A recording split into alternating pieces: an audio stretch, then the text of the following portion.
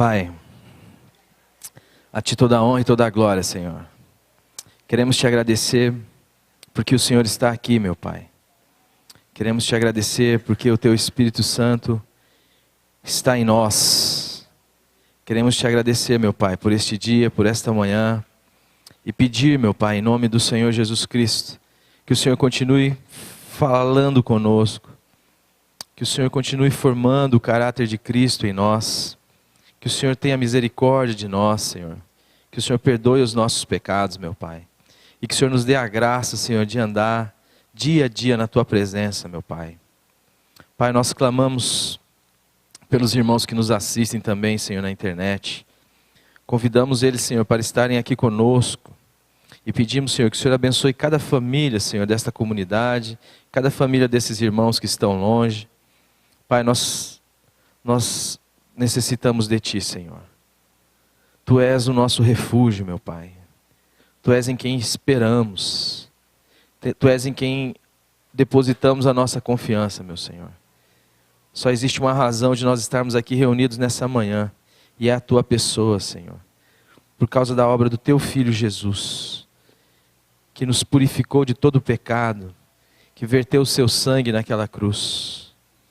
Que nos fez participantes da Sua morte, da Sua ressurreição, da Sua vitória, meu Senhor, sobre o pecado, sobre a morte. Pai, Tu és a nossa esperança, Senhor. Tu és em quem estamos, Tu és a nossa rocha, Senhor. Nós dependemos de Ti. Colocamos estes momentos, Senhor, que teremos agora, Senhor, de estudo da Tua palavra, Senhor, sob o Teu governo, Senhor, para que o Teu Espírito venha ministrar em cada coração, Senhor, a Tua palavra. Em nome do Senhor Jesus. Amém. Bom, amados, o tema que nós queremos tratar nessa manhã é o tema que diz respeito ao discipulado, o discipulado cristão. E o boletim começa então com uma questão muito simples, dirigida a nós todos. Nós confundimos muitas vezes discipulado com doutrinação. Mas queremos então dar uma olhada no que as Escrituras nos falam, ou nos traz como ensinamento, sobre o aspecto do discipulado, no que se refere à teologia do Novo Testamento, aquilo que o Senhor nos ensina pela Sua palavra. E a questão que se faz então é: você quer ser discípulo de Cristo? O texto base que nós iremos utilizar nesta manhã é o texto de Lucas, capítulo 9, o verso 23. Dizia a todos: se alguém quer vir após mim, a si mesmo se negue, dia a dia, tome sua cruz e siga-me. Com o olhar focado nas Escrituras, buscaremos destacar as realidades encontradas que demonstram o pensar neotestamentário sobre o discipulado. O Novo Testamento nos revela que no início do discipulado existe um elemento fundamental para que o mesmo ocorra na prática. Porém, este elemento é posterior à vocação e ao logos da vida, que nos confere o dínamo para exercer uma resposta a esta vocação. Esta é uma pergunta que nós só teremos a condição de responder se em algum momento da nossa história a palavra de Deus nos alcançou. É impossível alguém entender a dimensão do que é ser um discípulo de Cristo e poder responder a este questionamento: se alguém quer, se você quer, se não for antes alvo do Logos divino, da palavra de Deus, da pregação do Evangelho, daquilo que é capaz de suscitar em nós vida, para que só então haja a possibilidade de se poder responder de uma maneira positiva a este chamado, ao chamado ao discipulado. Se você, meu amado, minha amada, não é uma pessoa, ou não é alguém a qual a palavra de Deus penetrou, expondo toda a sua realidade, a sua condição, e trouxe a você um convencimento de pecado tamanho, que você não se viu em outro lugar, a não ser diante do trono de Deus, clamando a Ele misericórdia. Se você não é um destes, que perderam a sua vida no Calvário, e que agora tem a vida de Cristo habitando em você, se você não é um destes ao qual Deus enviou a sua palavra, e produziu no seu coração a vida nova, eu quero dizer para você que o discipulado fica inviável. Não tem como, não há mínima possibilidade de se entrar neste processo de discipulado, se a palavra de Deus não suscitar vida em mim e em você. Se a palavra de Deus não entrar em mim e em você, dizendo e falando e chamando e vocacionando você para o discipulado. Qualquer tentativa nesse sentido, sem que haja o que o Tillich chama de novo ser, que nós convencionamos chamar, o que a palavra de Deus fala dos novos nascidos. Se você não nasceu de novo, se você não tem esta experiência, a vocação ao discipulado fica inviável. Então, antes que haja qualquer ação no sentido do discipulado, deve haver a palavra de Deus sendo ministrada em nossos corações, suscitando em nós a vida e a consciência de quem nós somos e de quem Deus é, para que haja então a possibilidade honesta de uma resposta positiva ao chamado e à vocação de Cristo. Senhor, eu quero segui-lo. Tendo como fato incontestável que a palavra de Deus sendo pronunciada é a geradora primária de todo o movimento discipulador, podemos destacar então este como o grande motivo pelo qual se faz necessário observarmos, antes do discípulo e do discipulado, a palavra de Deus sendo proferida. Mateus 4,19.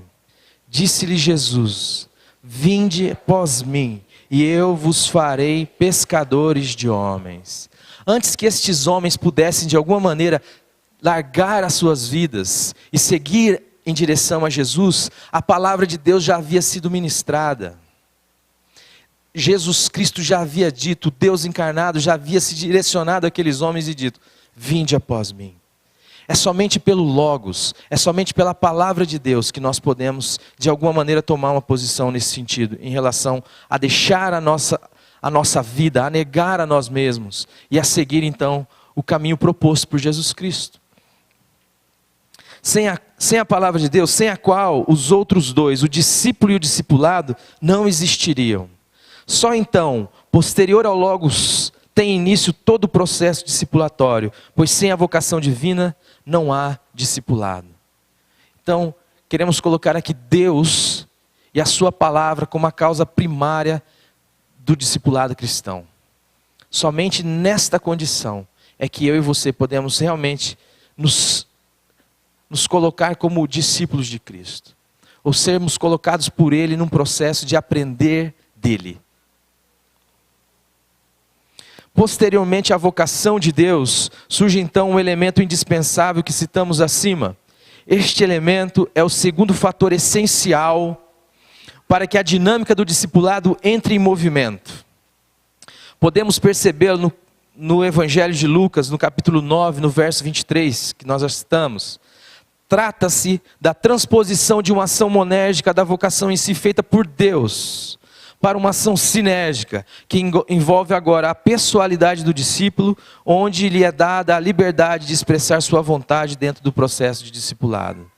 O que está acontecendo aqui? O segundo fator indispensável para o discipulado é quando, depois da vocação, depois da palavra de Deus que nos foi ministrada, depois de entendermos o chamado de Deus, é este processo no qual Deus te chama. Deus quer ouvir você. Deus quer saber do teu coração. Deus quer saber qual que é a sua resposta. Deus então faz esta pergunta: se alguém quer. Só há sentido nesta questão, se alguém quer, se eu verdadeiramente puder expor o que está em mim. Se eu for livre para poder dizer: Senhor, eu quero ou eu não quero. Deus não força vontades. Deus não é um arrombador de portas, como nós pensamos muitas vezes. Deus é aquele que se esvazia da sua condição de glória para ouvir o fraco, para ouvir a sua vontade. Deus quer ouvir você. Você precisa participar desse processo. Você precisa interagir com Deus. A vocação, aquilo que te dá vida, que te dá o dínamo para poder responder positivamente à vocação ao discipulado, isto é uma ação de Deus somente. É Ele agindo na sua vida, é Ele que traz a sua palavra vivificadora sobre sua vida, e te dá então agora a condição, pela vida dEle que está em você, de responder a esse chamado. Mas a partir do momento que a vida dEle está em você, agora Ele quer saber o que você quer. Ele não quer violentar a sua vontade, Ele quer saber o que você quer. Você quer ser meu discípulo? Você quer ser um discípulo de Jesus Cristo? Jesus continua perguntando: por que, meu amado? Deus não vai, Jesus Cristo não vai, o Espírito Santo não vai, porque não é a característica do Deus revelado em Cristo Jesus no Novo Testamento. Ele diz que não é por força nem por violência, mas é pelo meu Espírito. Deus, se você quiser entrar num processo de viver a sua vida com seus projetos, dependendo de si mesmo, das suas forças, Deus não vai te obrigar, não vai te amarrar, não vai. Deus vai estar o tempo inteiro te constrangendo com o amor dEle, manifestado na cruz do Calvário, e dizendo: filho, o caminho é este, é aprender de mim, é andar comigo. Mas você só vai poder, meu querido, andar comigo se você quiser. Você só vai poder andar comigo e só vai ter sentido a nossa caminhada juntos se for pelo amor e pela liberdade. Eu não vou obrigar você, mas o caminho que você está seguindo é um caminho de morte. Qualquer caminho que esteja alienado de mim, filho amado, filha amada, é um caminho que vai produzir morte. E eu te chamo para a vida, para partilharmos a vida. Eu te chamo para andar comigo. Isto é discipulado. Discipulado não é doutrinação, não é você conhecer Bíblia, simplesmente. Mas é você andar com Deus, invocar o Senhor para que Ele participe da sua existência em toda e qualquer situação, onde não há dicotomias, onde não existe parte onde Deus se envolve e parte onde Deus não se envolve. Mas é você vivendo com Deus, a vida nova que Deus te deu em Cristo Jesus. É caminhar com Deus, sem negar a sua geografia, sem negar a sua historicidade e a soberania de Deus sobre a sua vida, a família onde você nasceu, a cidade onde você nasceu, sem negar nada disso, o seu trabalho, aonde Ele te colocou, mas compartilhar com Deus esta existência e aprender de Deus. Então, aprender de Cristo. O Senhor fala: aprendei de mim. Isso é discipulado. Todo cristão é chamado a andar com Deus e a partilhar da sua vida com o Senhor. Qualquer processo que te promova ou que te proponha algo onde você pode andar separado de Deus, não é cristianismo. Não é o que Deus veio trazer em Cristo Jesus. Seja feita a sua vontade. Se alguém, vamos ler aqui o principinho de Lucas 9, 23 novamente. Se alguém quer vir após mim. As Escrituras nos mostram Jesus Cristo, não nos mostram Jesus Cristo forçando ninguém ao discipulado. Antes, conferia àqueles que eram candidatos a aprendizes de Cristo uma decisão moral livre, ou seja, para que o discipulado ocorresse de fato, o indivíduo teria que querer, caso contrário não haveria discipulado.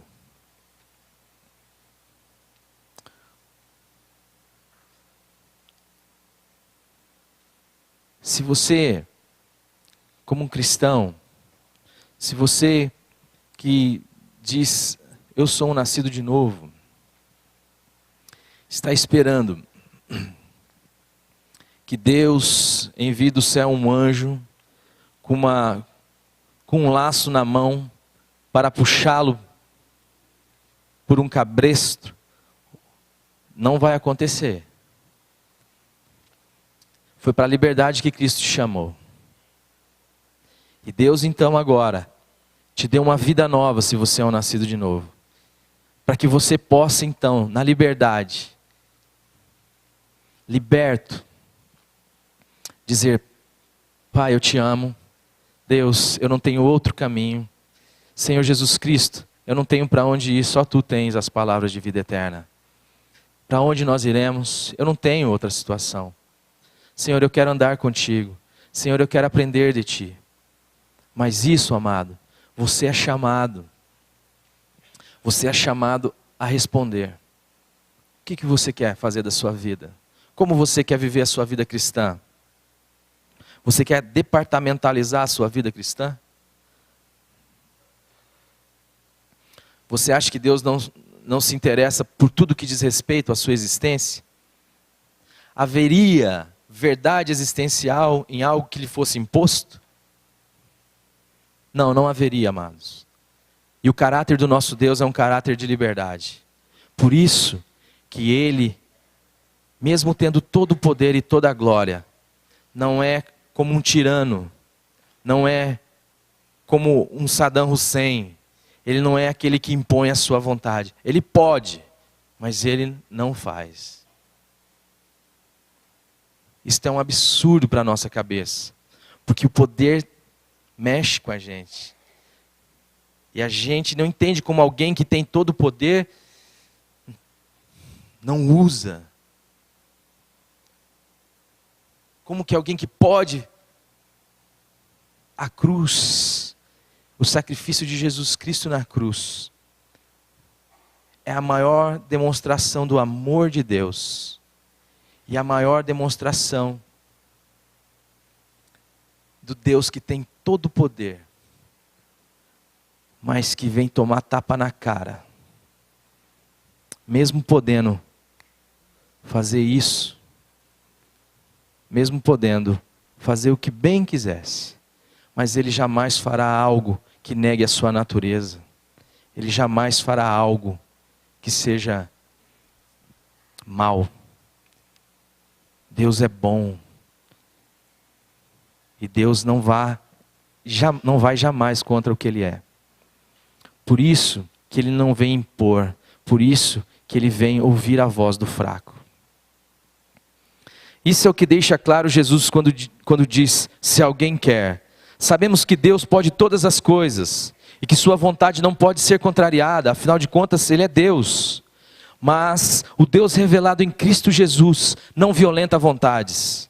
Antes, revela-se um cavalheiro, e mesmo tendo todo o poder, abre mão dessa condição para ouvir a vontade do fraco e saber se ele quer ser seu aprendiz, para dar início ao discipulado.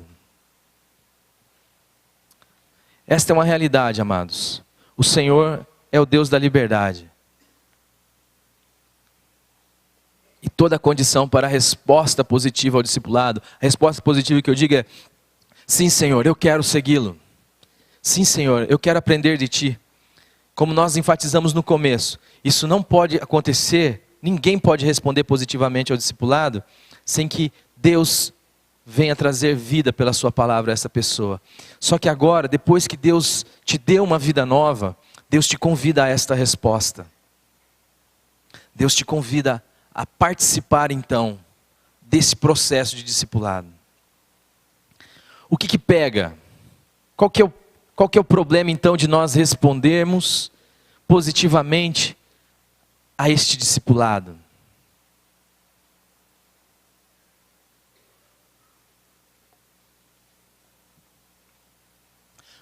O que pega é o custo. É o custo do discipulado. Nós achamos, e existe uma religião criada por esse sistema, que cria uma terceira via, onde você pode tomar para si a prerrogativa de cristão, tomar para si a prerrogativa de filho de Deus, sem que haja um comprometimento com Deus, e sem que haja um negar-se, sem que haja cruz.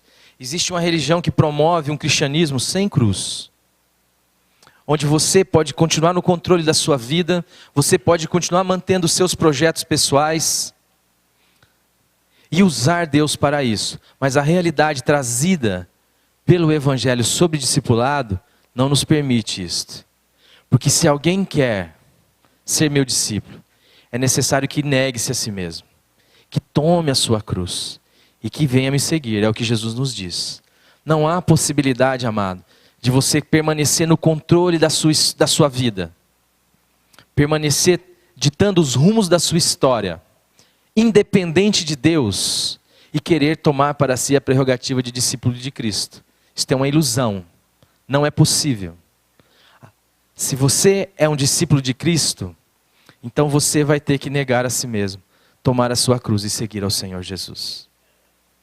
E isto para nós, que temos o desejo de controlar todas as coisas, que fomos infectados por aquele pecado de querer ser como Deus, isto é terrível.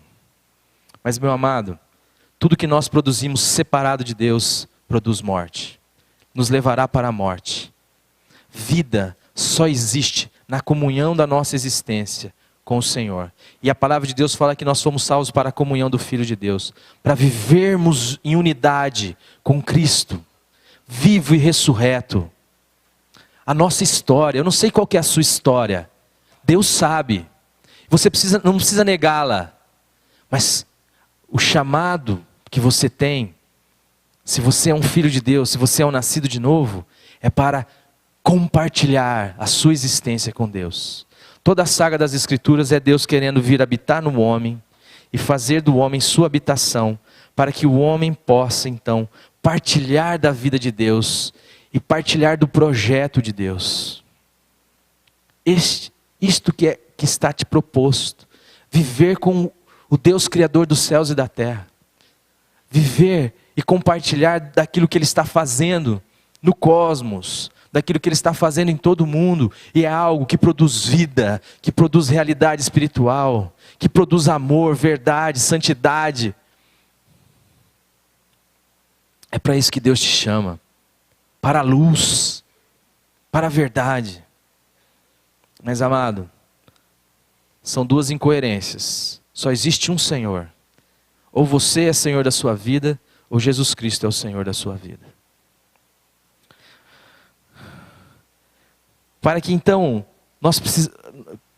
haja então um sentido real na vocação do discipulado de Jesus, é necessária esta honestidade que Cristo demonstra. E eu gostaria de continuar lendo com os irmãos. Tendo como parâmetro ainda o texto de Lucas 9, 23, podemos destacar outra característica importante que os evangelhos nos mostram como fator fundamental do discipulado. Esta característica está intrinsecamente ligada ao caráter de Jesus Cristo, o Filho de Deus. Trata-se de sua honestidade em relação à vocação. Jesus não usa de expedientes de convencimento e nem fantasia, ou recorre ao glamour que poderia representar um mestre como ele, se dedicando a homens comuns, com o objetivo de angariar mais discípulos. Definitivamente não. Antes, ele se apresenta como alguém desprovido de glória humana quando diz, vamos ler juntos? O Filho do Homem não tem onde reclinar a cabeça. Lucas 9, 58. E antecipadamente a qualquer esboço do candidato, o real preço do discipulado é manifesto. Negue-se a si mesmo.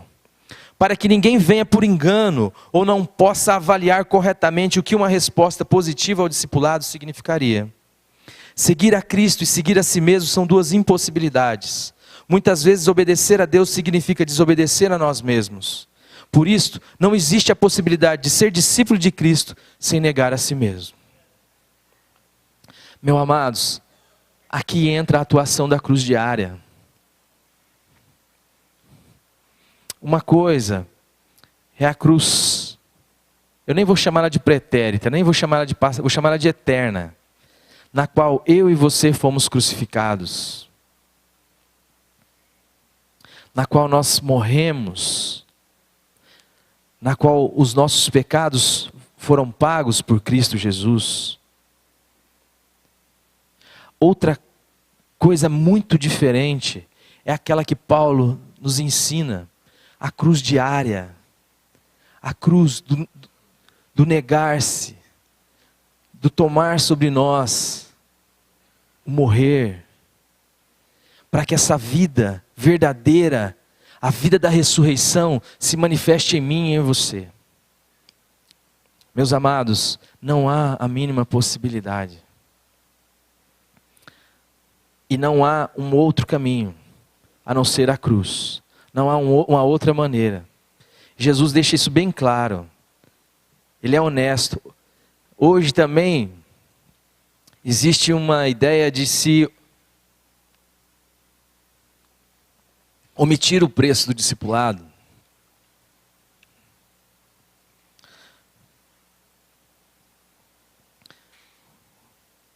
Para que a mensagem do Evangelho seja mais atraente e Cristo também seja mais atraente. Mas ele não recorre a esses expedientes. Ele não fantasia. Ele não mente. Ele é verdadeiro. E ele nos chama então, queridão, se alguém quiser, você não é obrigado, mas se você quiser, então a condição é essa, meu amado. Negue-se a si mesmo, tome sua cruz e vem caminhar comigo. Negar nossos sonhos, projetos pessoais, conforto, popularidade, realização profissional, família, negar a própria vida. Isto é somente para aqueles que não têm vida em si mesmo. Para aqueles cuja vida é Cristo. Para que não haja glória no negar-se. Sobre isto, Bonhoeffer diz. Eu fiz uma citação do Dietrich Bonhoeffer aqui, que é muito preciosa. Porque a religião das barganhas omite quem nós somos, omite quem Deus é, omite o preço do discipulado. E qualquer ação que o indivíduo tome no sentido de cumprir essa ou aquela regra, serve para que ele possa barganhar diante de Deus. Esta ideia também não encontra respaldo nos ensinos de Jesus. Meu amado, você e eu merecíamos o inferno. Mas Deus ama você e não quer que você vá para lá. Como é que eu sei disso? Eu sei porque Jesus Cristo entrou na nossa história. Porque Jesus Cristo veio assumir o meu e o seu pecado. Você não tinha como subir aos céus. Você não tinha como se achegar a Deus. Foi Deus quem desceu a você. Você não tinha possibilidades de fazer nada para Deus. Foi Deus quem fez tudo para você em Cristo Jesus. E te deu pela sua graça, meu amado. Por graça. Aqueles que entendem, quando acertam alguma coisinha aqui, usam isso para dizer, Senhor. Ou usam isso para acusar os demais irmãos, dizendo, não entenderam o que é graça. A palavra de Deus fala que depois que nós fizermos tudo o que nos foi mandado, que nós devemos nos considerar como um servo inútil. Então, o Bonhoeffer traz algo precioso aqui, eu quero ler com vocês. Por isso, bem-aventurado, Jesus disse aos discípulos, conforme Lucas 6:20, fala aos que estão sob o poder do seu chamado. Este chamado os tornou pobres, atribulados e famintos. Jesus os declara bem-aventurados, porém não por causa de sua carência ou por causa de sua renúncia. Nem a carência e a renúncia são por si só causas de bem-aventurança.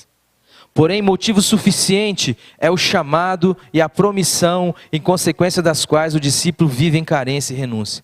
Meu amado, se eu e você não entendermos que só existe vida em Jesus Cristo e que é um privilégio para nós vivermos com o Senhor e partilhar do caminho que Ele trilhou, então não tem sentido o discipulado.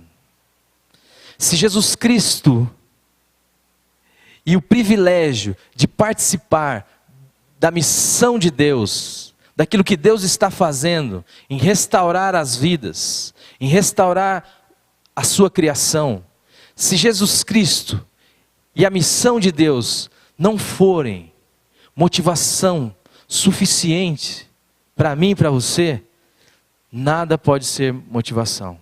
Qualquer outra motivação está errada. Qualquer outra motivação é um erro. Se você entender, se eu e você chegarmos ao conhecimento da verdade, que nos liberta, e falar, Senhor, eu só vou ter um posicionamento a tomar: gratidão. Senhor, obrigado. Às vezes eu olho a minha realidade e eu falo, Senhor, eu vejo o meu pecado, eu vejo a minha maldade, eu vejo tanta coisa ruim em mim, e eu me deparo com o sacrifício de Jesus Cristo. Eu falo, Senhor, tem misericórdia de mim, meu Pai. Eu não sou digno, eu não sou digno, eu não sou digno. Mas não dá também, amados, para ficar paralisado olhando para si mesmo. Olhe para o autor e consumador da sua fé. Eu sei que eu e você somos indignos, mas Jesus Cristo é a nossa dignidade. E o sacrifício de Jesus Cristo é aquilo que nos purifica de todo pecado, que é capaz de purificar a nossa consciência de obras mortas. E siga o projeto de Deus para mim e para a sua vida. É o que Paulo fala lá em Filipenses, capítulo 3, a partir do verso 12. Ele fala, eu não sou perfeito. Eu não sou perfeito, mas eu não vou ficar me apegando nas minhas imperfeições. Eu tenho uma vocação sobre a minha vida, e você também tem, meu amado. E é nesse sentido que eu vou andar. Não que eu seja perfeito ou que haja alcançado a perfeição, mas uma coisa eu faço: eu esqueço das coisas que para trás ficam, e eu prossigo para o alvo. Meu amado, você foi criado para expressar Deus. A vida nova que Deus te deu na regeneração é para que Cristo seja formado em você e para que cada dia mais você se pareça com o Senhor Jesus Cristo. Então, não se venda por menos, não permita e não desista. Pare de olhar para si mesmo, olhe para o Senhor e caminhe nesse sentido. Sem fazer da sua vida cristã ou da sua obediência a Cristo uma moeda de barganha com Deus ou com quem quer que seja. Mas celebre o privilégio da vida nova que Deus lhe deu. E celebre o privilégio de participar daquilo que Deus está fazendo, meus amados. E Deus está reconciliando consigo mesmo todas as coisas. E Deus escolheu fazer isso através de mim e de você. Na sua casa, no seu trabalho, na sua escola, nos seus estudos, aonde quer que você esteja. Que você seja uma expressão do reino de Deus na sua geografia. Pare de olhar para você mesmo e assuma com coragem a vocação que Deus te dá. A vocação de ser um filho dele, que expressa a imagem dele, que é capaz de amar, que é capaz de perdoar, que é capaz de agir com graça e com misericórdia com as pessoas. A observação de que em algumas bem-aventuranças se faz menção da carência, em outras da renúncia consciente, ou ainda de certas virtudes dos discípulos, não tem importância. A carência objetiva e a renúncia pessoal têm sua origem comum no chamado e na promissão de Cristo. Nenhuma delas tem valor e direito de reivindicações por si mesmo. Não há, amados. Nós não tínhamos direitos. Nós éramos rebeldes. E se você não nasceu de novo, se Deus não faz parte da sua vida, é este o caminho que você está trilhando. Então não há o que reivindicar. Ou você confessa o seu pecado e fala, Senhor, tem misericórdia de mim. E recebe o que Ele tem para te dar. E negue-se a si mesmo e toma a sua cruz e vai segui-lo. Ou tudo que você faz não tem sentido. Diante disso, nós precisamos enfatizar então algumas características do discipulado que a palavra de Deus nos traz. Humildade e serviço, características do verdadeiro discipulado. Continuando nosso olhar pelos evangelhos, podemos destacar também como característica do discípulo, para o verdadeiro discipulado, desenvolvimento do discipulado, o fato de que sempre o mestre será maior do que o discípulo. E que qualquer sentimento ou ação que o discípulo desenvolva no sentido que o faça parecer mais elevado que seu mestre, inviabilizará o discipulado. Vamos ler juntos Mateus 10, 24? O discípulo não é mais do que o seu mestre, e nem o servo maior do que o seu senhor. O que o contexto deste texto está nos dizendo? Quando lançamos nossos olhares para os versículos anteriores e também para o verso 25, percebemos que não adianta o verdadeiro discípulo esperar por tratamentos diferenciados ou mais elevados com relação aos que o mestre recebeu. A Bíblia é enfática em nos alertar que o caminho do discipulado leva ao caminho percorrido por Cristo. Fica, portanto, impossibilitado ao discípulo não colher os mesmos frutos que o seu mestre colheu pelo caminho.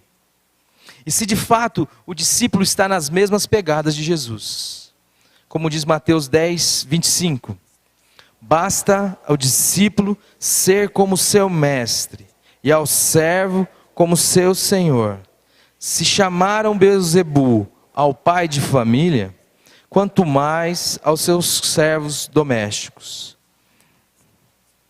Meu irmão, a caminhada, o caminho que o Senhor seguiu, é o caminho que eu e você temos a seguir. Você e eu não precisamos esperar um tratamento diferenciado. Não precisamos esperar, mas tenha coragem. O Senhor Jesus nos convoca a isso, nos chama a isso. Fala que no mundo nós vamos ter tribulações, aflições, mas fala que é para mim e para você termos coragem, bom ânimo, porque Ele venceu o mundo. Meus amados, a vitória de Cristo ela é compartilhada com você. Nós somos chamados a viver por fé, a andar no caminho que Cristo nos propôs, pela fé, sabendo que Ele é a nossa vitória. E te encoraja a isso, meu amado. Então, fique sabendo, viver como discípulo de Cristo é aprender de Cristo e manifestar na sua história, na vida diária, a vida de Cristo. E a vida de Cristo, quando ela é expressada, ela manifesta a realidade do mundo que é mau, a realidade da religiosidade que é má. Então, meu amado, minha amada, não se preocupe se você sofrer algumas perseguições. Não se preocupe se você tomar algumas cacetadas no caminho. Faz parte. Mas se para você ninguém mais tem as palavras de vida eterna, se para você o viver é Cristo, então você já não tem o que fazer. O seu caminho é este. Assuma as borrachadas, vá para dentro. Deixa o pau cair a folha, que nem diz o outro. Deixa o pau cantar. Mas vá, meu amado. Porque este é o caminho, é a vida. Não existe vida fora de Cristo.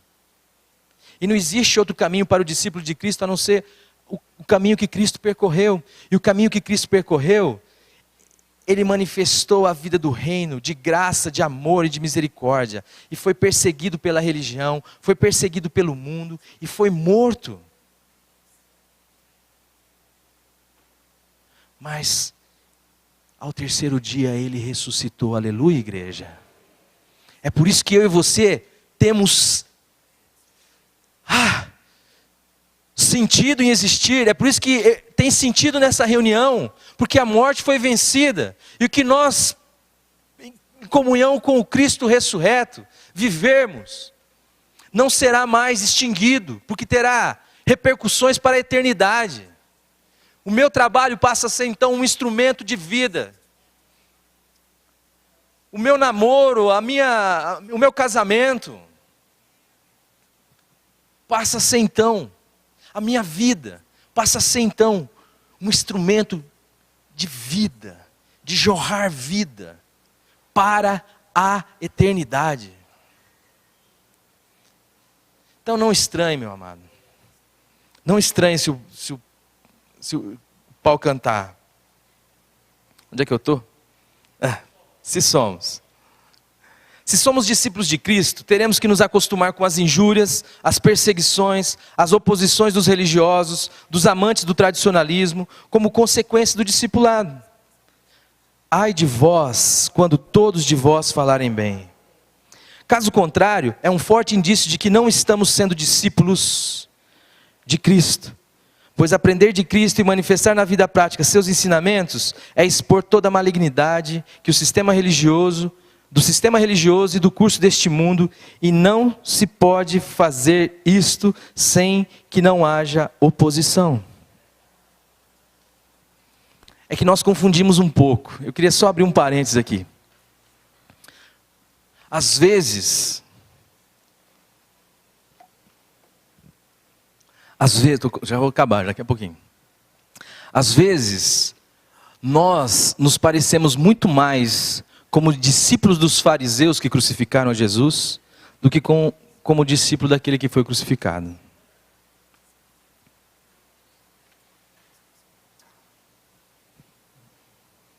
Nós agimos com intransigência, nós somos sem amor, nós agimos, sabe, somos crente chato. Quando eu olho para Jesus, eu cada dia mais tenho me surpreendido com o Deus revelado em Cristo Jesus. E cada dia mais eu vejo como eu sou discípulo dos fariseus. Como é difícil para mim viver e expressar. Para mim é impossível, né? É pela vida do Senhor mesmo. Mas eu não vou ficar olhando para mim não, e convido você a não ficar olhando para você também não. Eu vou olhar para o meu Senhor e para a vida dele que está em mim e vou marchar. Andar com graça, com misericórdia, com amor. Andar com verdade. Seja quem você é diante do Senhor. Não seja como um fariseu que alonga os seus filactérios, que gostam das coisas que aparecem. Mas, meu amado, só vai haver verdade no seu relacionamento com Deus se for na verdade. Não existe outro caminho. Deus não precisa que você seja uma outra pessoa para Ele te amar. Ele te ama. Ele te ama de maneira incondicional e nada vai mudar isso. O que vai mudar às vezes é como você se relaciona com Ele. Porque o relacionamento farisaico está baseado em prêmios, está baseado em méritos. Daí você vai tentar se esforçar para ser o que você não é. O relacionamento com Deus está baseado na verdade. Anda na minha presença e eu te farei perfeito, diz a sua palavra. Você é convidado a andar com Deus e a desfrutar do amor de Deus pela sua vida. E permitir que Ele santifique a tua vida. Viva integralmente um evangelho integral. Todas as dimensões do evangelho que te são propostas. Você não precisa fingir. Você pode fingir para mim que talvez eu não vou... Você vai contar alguma coisa muito cabeluda para mim que eu falo, irmão, você precisa... Mas para o Senhor você pode contar. Porque lá você vai achar acolhimento, graça e cura. Confesse para um irmão querido também que você tem, porque a palavra de Deus também nos ensina isso. Confessai os vossos pecados uns aos outros para que sejais curados. Mas amado, não viva uma vida de hipocrisia. Viva uma vida de verdade diante do Senhor. É para isso que você é chamado. Ou Deus nos ama ou Ele não nos ama. Se você crê que Deus te ama, então você tem a liberdade para ser quem você é na presença dEle.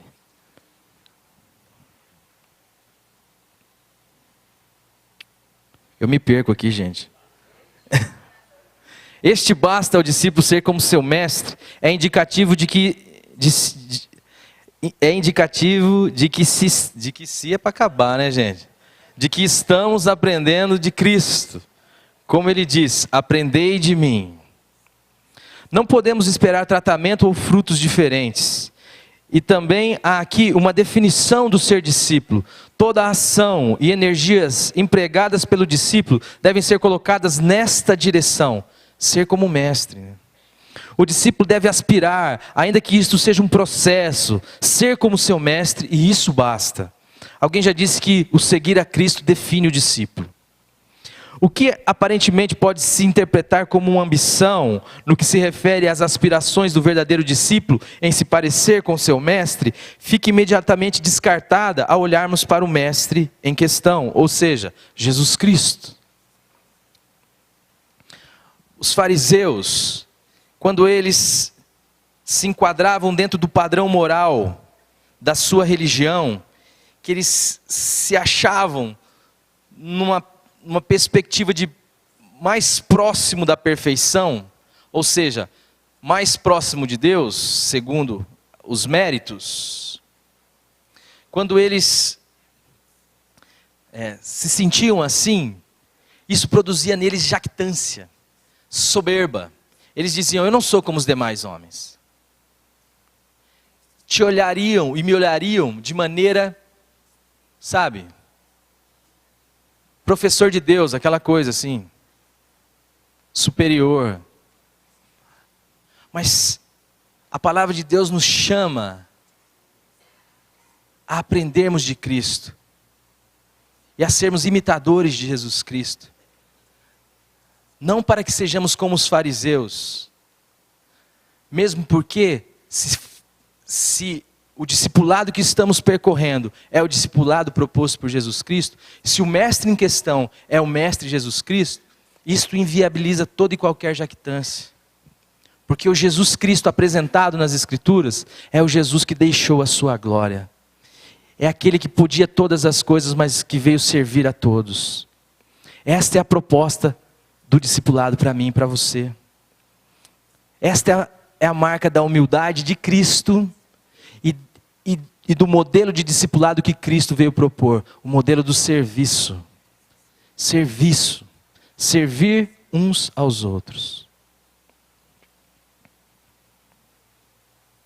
Os evangelhos nos mostram Jesus Cristo como alguém muito singular e totalmente diferente da ideia de mestre de sua ou de qualquer época. Fica bem claro isto quando fazemos a conexão entre o texto de Mateus 10, 24 e 25 com o texto de João 13, 12 a 17. Estes dois textos trazem em comum o mesmo ensinamento. O servo não é maior que o seu senhor. Porém, a contribuição que os escritos de João nos trazem para o discipulado se dá na amplitude revelatória do caráter e missão do mestre em questão. Ser discípulo de Cristo é crescer para menos, é ter o serviço ao próximo, motivado pelo amor, como uma imitação plena daquele que é o único e verdadeiro Senhor e Mestre. Mas Alexandre, como é que você está falando um negócio desse? Gente, eu não coloquei não, mas eu quero ler esse texto. João 13, 12 a 17.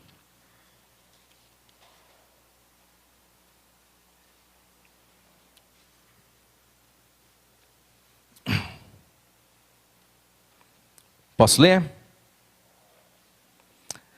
Depois lhe lavou os pés e tomou as suas vestes e se assentou outra vez à mesa. Disse-lhes: entendeis o que vos tenho feito?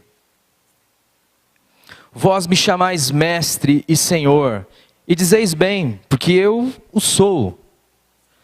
Ora, se eu sou senhor e mestre, se eu, senhor e mestre, vos lavei os pés, vós deveis também lavar os pés uns dos outros. Porque eu vos dei o exemplo, para que, como eu vos fiz, façais vós também. Na verdade vos digo que não é o servo maior do que o seu senhor, nem o enviado maior do que aquele que o enviou. Se sabeis estas coisas, bem-aventurados sois se a fizerdes. Meus amados, você e eu somos chamados ao discipulado, e o discipulado leva ao serviço. Servir uns aos outros, servir as pessoas, servir a comunidade, servir o próximo. Bem-aventurados sois se o fizerdes. Portanto, fica inviabilizado qualquer jactância, visto que aspirar ser como mestre é aspirar por ser servo de todos. É dar sua vida para que a vontade de Deus se cumpra. É amar o inimigo e orar pelos aqueles que nos perseguem. E isto só é possível para aqueles que foram golpeados de morte pela cruz, que morreram em Cristo. Estou crucificado com Cristo. E que receberam a vida de Cristo na sua ressurreição. Se você confessa a sua morte com Cristo, isso não pode ser algo dogmático, fruto de uma confissão vazia, mas pela graça de Deus deve ser uma experiência de fé e prática. Vamos ler Tiago 2:26. Porque assim como o corpo sem o espírito é morto, assim também a fé sem as obras é morta. Amados, o desafio que nos está proposto no discipulado, pela graça de Deus, é viver em comunhão com Deus, aprendendo de Cristo, sabendo que o Senhor é honesto em sua vocação, que Ele quer saber a sua vontade, que Ele te propõe um caminho que passa pela pela negação de si mesmo.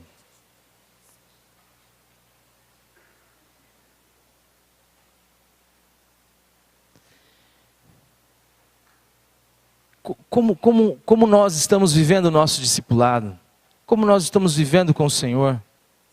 Eu encorajo a vocês, encorajo a mim mesmo, a todos aqueles que tomam sobre si a prerrogativa de filhos de Deus, que creem, aos quais o Espírito testifica com o nosso Espírito de que somos filhos de Deus, a termos coragem e a seguir por fé esse caminho que o Senhor nos propôs. Não tem sentido na vida cristã, fora do discipulado cristão, fora de andar com o Senhor, de compartilhar com o Senhor. Não tem sentido sermos jactanciosos, sermos orgulhosos, sermos presunçosos, porque o nosso mestre não foi assim, porque o nosso Senhor se humilhou e foi servo de todos. Não tem sentido uma vida cristã se não for para servir ao próximo, aos outros. O chamado de Abraão, a razão de ele ser abençoado por Deus, era que nele seriam abençoadas todas as famílias da terra. A razão pela qual Deus te deu uma nova vida, é porque Ele quer produzir vida através de você em outras pessoas. Por isso, meu amado, abra a sua boca. Por isso, meu amado, entre no discipulado da vida de Cristo. Deixe Cristo manifestar em você, viver em você. Anuncie com a sua vida. Anuncie com a sua boca quando necessário. Ame e sirva em comunhão com o Senhor. Tudo que eu estou falando aqui só tem sentido na unidade com o Senhor. Eu não estou falando para você sair num ativismo religioso, não estou dizendo isto. Eu estou dizendo para você, amado, existe algo glorioso proposto para você no discipulado que Jesus te chamou. E por mais paradoxal que isso pareça, é quando nós perdemos a nossa vida que nós achamos. Nós precisamos entender os paradoxos da palavra de Deus. Aquilo que te parece algo assustador, a cruz, irmão, ninguém olha para a cruz e fala, olha que legal. Todo mundo que olha para a cruz vê um símbolo de morte ali. Mas não haverá ressurreição sem a cruz. Então, meus amados, eu desafio a nossa comunidade, eu desafio os irmãos que estão na internet, eu desafio a Igreja de Cristo nesse país a viver o desafio do discipulado.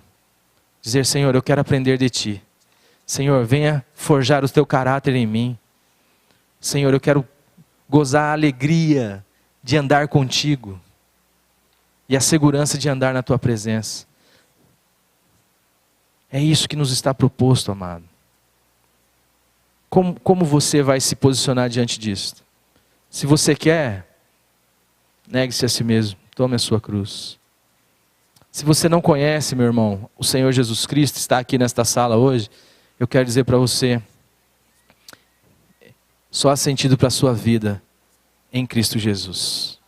E a sua graça está proposta para você nesta manhã.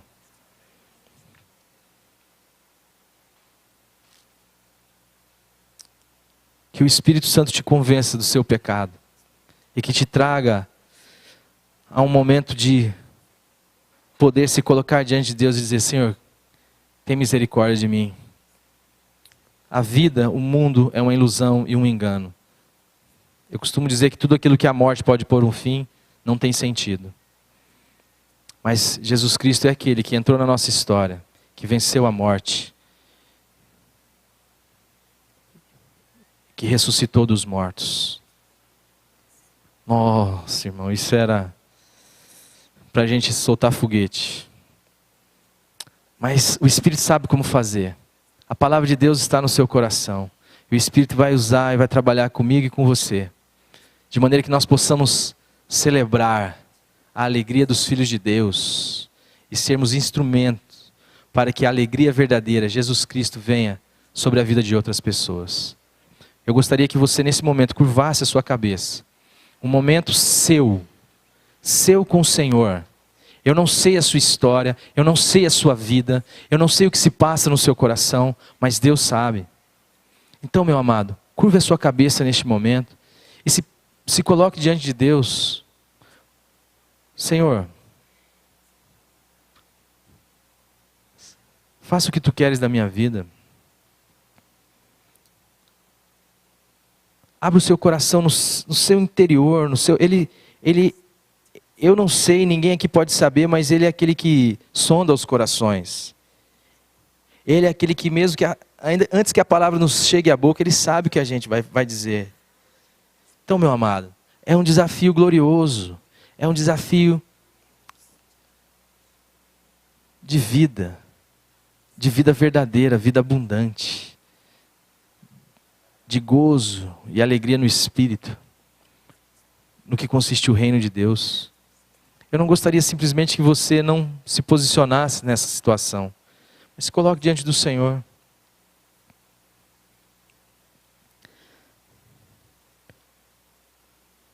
Pai amado, eu estou aqui com a minha vida, estou aqui com a vida dos meus irmãos, nós nos colocamos diante de Ti, precisamos, ó Pai, da ação do Teu Espírito, da Tua graça, meu Pai, atuando em cada um de nós. Nós não sabemos, nós não podemos, Senhor, nós precisamos, Senhor, que o Senhor venha quebrantar os nossos corações, que o Senhor venha trazer em nós, Senhor, um arrependimento genuíno, Senhor, que nós possamos, ó Pai, negar a nossa vida, negar a nós mesmos, Senhor. Pai, que nós possamos tomar a nossa cruz com alegria, meu Pai, como aqueles homens, ó Senhor, que antes da Tua ressurreição, Senhor, como Pedro te negou, Senhor, como aqueles que voltaram a fazer as suas atividades, Senhor, mas que depois, Senhor, que provaram da vida ressurreta, Senhor, que te contemplaram, Senhor Jesus, foram capazes de não ter mais nada como precioso, a não ser a alegria, Senhor, de compartilhar contigo a sua existência e de estar, ó Pai, incluído naquilo que o Senhor está fazendo. Senhor Jesus Cristo, nos dá esta alegria de sermos igreja e de vivermos para a Tua glória. Senhor, aviva-nos. Faça de nós, Senhor, instrumento para abençoar outras vidas, Senhor. Faça de cada um de nós evangelistas, Senhor. Pessoas que anunciem em Cristo a salvação para este mundo perdido que jaz no maligno, Senhor. Pai amado, nos dá coragem, nos dá um espírito de intrepidez, Senhor, para cumprir a carreira que nos está proposta, Senhor. Para caminharmos em direção à vocação que o Senhor nos deu. E termos isso, Senhor, com o maior sentido de alegria e de gozo dentro do nosso espírito, meu Pai. Nós carecemos e clamamos em nome do Senhor Jesus Cristo, para que o Senhor opere assim em nós, por Tua graça. Amém. A mensagem que você acabou de assistir faz parte do Ministério de Comunicação Palavra da Cruz. Temos um grande acervo de estudos bíblicos em áudio e vídeo. Distribuímos também gratuitamente o jornal mensal Palavra da Cruz. Entre em contato conosco pelo fone fax 0 operadora 43 3322 3037 ou pelo e-mail com@palavradacruz.com.br. Visite-nos também pelo site www.palavradacruz.com.br. Graça e paz.